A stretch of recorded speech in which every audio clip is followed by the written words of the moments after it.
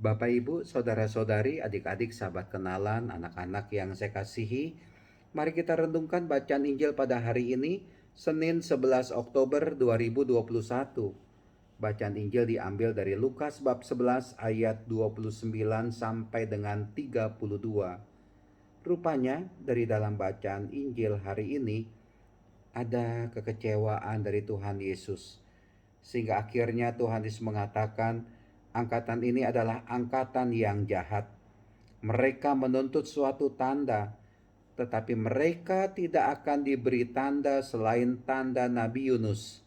Sebab sebagaimana Yunus menjadi tanda bagi orang-orang Niniwe, demikian pula lah Anak Manusia akan menjadi tanda bagi angkatan ini.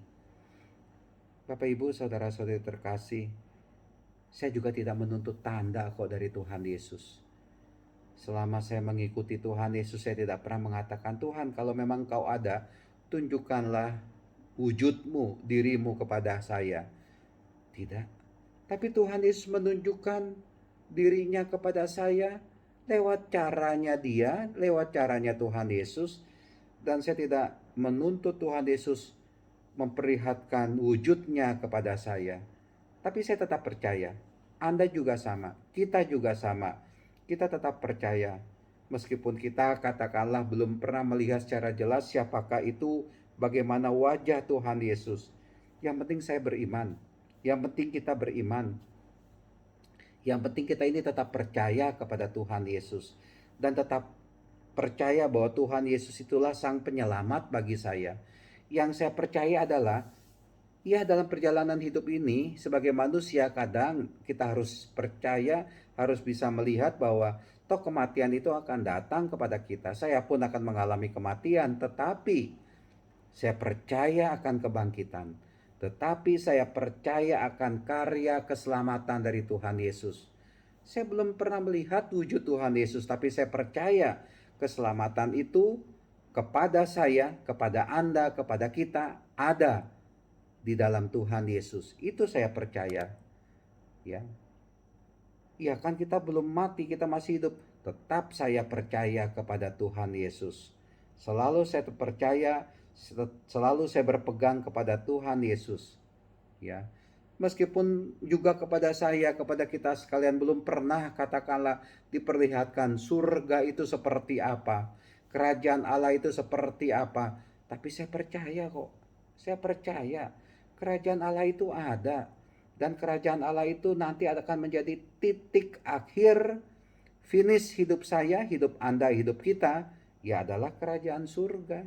Ya, kebangkitan itu nyata bagi kita sekalian.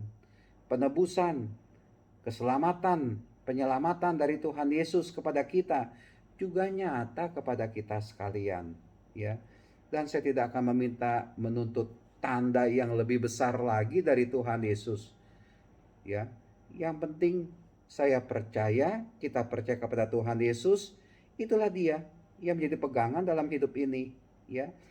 Apakah Tuhan Yesus sudah memperlihatkan tanda kasih-Nya kepada saya, kepada kita sekalian? Oh, banyak.